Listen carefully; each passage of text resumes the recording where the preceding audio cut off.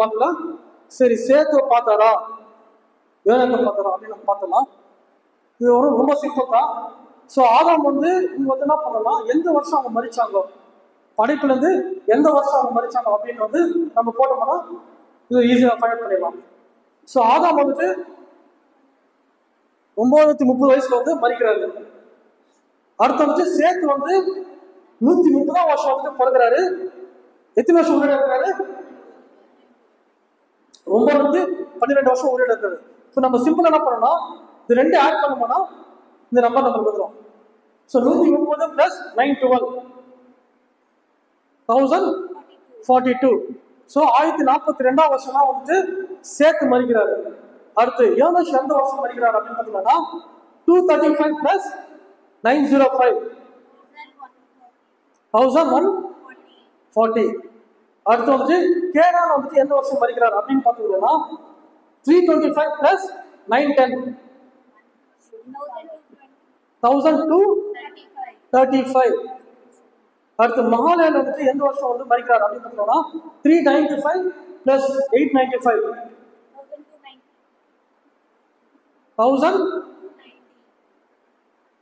1890 வருஷம் வந்து மறிக்கிறாரு.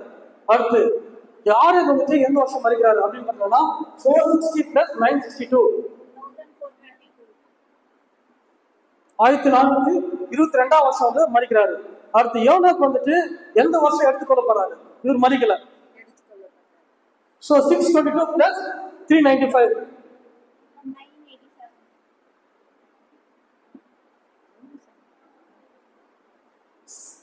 622 பிளஸ் 395 987.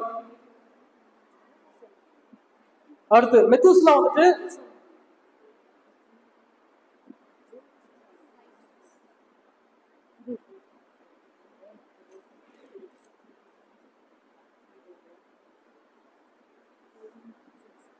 இதுல ஒரு நம்பர் வந்து விசேஷமா இருக்குதுல, என்ன சொல்றீங்களா?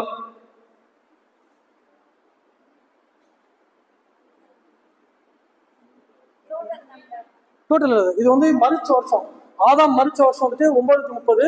சேத்து வந்து எந்த வருஷம் மறிச்சாருன்னா 1042 வருஷம்.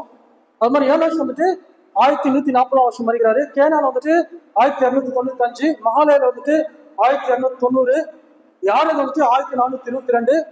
அடுத்து வந்துட்டு யோனாக்கு வந்து 987 வருஷம் வந்து எடுத்துக்கொள்ளப்படுறாரு. மெத்துசலா வந்துட்டு 1656 1656. அக்கா கரெக்டா கேட்ச் பண்ணாங்க. நோவா ஜலப்பிரளயம் வருஷமும் மெத்துசலா மறிக்கிற வருஷமும் ஒரே வருஷம். கரெக்டா?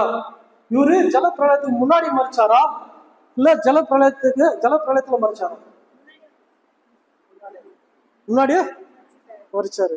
ஏன்னா இவங்க எல்லாருமே வந்துட்டு தேவனால் தெரிந்து கொள்ளப்பட்ட மக்கள். இந்த ஜலப்பிரளயம்ன்றது வந்து ஒரு நியாய தீர்ப்பு. அந்த நியாய தீர்ப்புல இந்த நீதிமானம் வந்து மறிக்கக்கூடாது, அதுக்கு முன்னாடியே மறிக்கணும். ஸோ ஒரு நான் பைபிள் ப்ரூஃப் கொடுக்குறேன். நான் லாமேக் வந்துட்டு 5 வருஷம் முன்னாடி மறிக்கிறாரு. ஜலப்பிரளயம் வந்து 1656 வந்து வருது. 5 வருஷம் முன்னாடி வந்துட்டு லாமேக் மறிக்கிறாரு. ஸோ ஜலப்பிரளயத்துல வந்துட்டு 8 பேர் தான் வந்து தேவன கர்த்தர் வந்து காப்பாத்துறாரு. நோவாவுடைய மனைவி, அவருடைய 3 பிள்ளைகள், அந்த 3 பிள்ளைகளுக்கு 3 மனைவிகள், 8 பேர் மட்டும் தான் காப்பாத்துறாங்க. ஸோ இப்போ இதுல பாத்தீங்கன்னா மெத்துசலா மரித்த வருஷமும் ஜலப்பிரளயம் வருஷமும் ஒரே வருஷமா இருக்கு. ஸோ அவர் ஜலப்பிரளயத்துல மறிச்சாரா இல்ல அதுக்கு முன்னாடியே மறிச்சாரா? சந்தேகம் இருக்குல்ல. மெத்துசலா மறிச்சுட்டு அவங்களுடைய துக்க நாட்கள் அப்படின்னு சில நாட்கள் இருக்கும். அந்த துக்க நாட்கள் முடிஞ்ச பிறகுதான் இவங்க வந்து கப்பல்ல ஏறாங்க. நோவாவும் அவங்களுடைய பிள்ளைகள் எல்லாரும் 8 பேர் வந்து கப்பல்ல ஏறாங்க. ஸோ இன்னும் ப்ரூஃப் தர்றாங்க.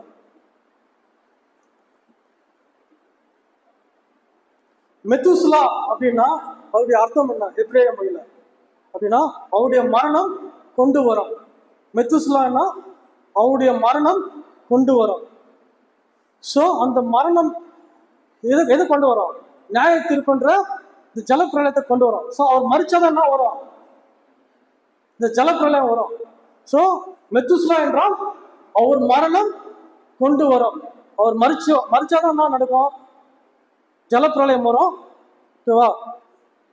ஸோ அதனால வந்துட்டு மெத்துஸ்லா வந்துட்டு ஜலப்பிரளயத்துக்கு முன்பதாக வந்துட்டு மறிக்கிறாரு. ஸோ இந்த இதுல பார்த்தீங்கன்னா எல்லாருமே வந்துட்டு ஏனோக்கு வந்து எடுத்துக்கொள்ளப்படுறாரு.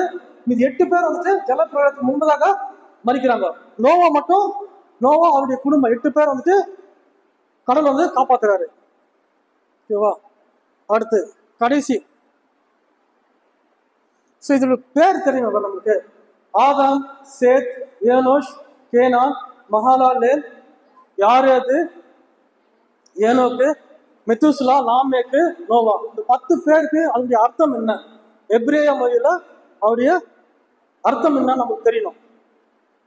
அதுல என்ன ஆழம் இருக்கு, அதுல என்ன சீக்ரெட்ஸ் இருக்கு, ஆவிக்குரிய சத்தியம் என்ன இருக்கு, அதுல என்ன சுவிசேஷம் எதனா இருக்கா அப்படின்னு நமக்கு தெரியணும்.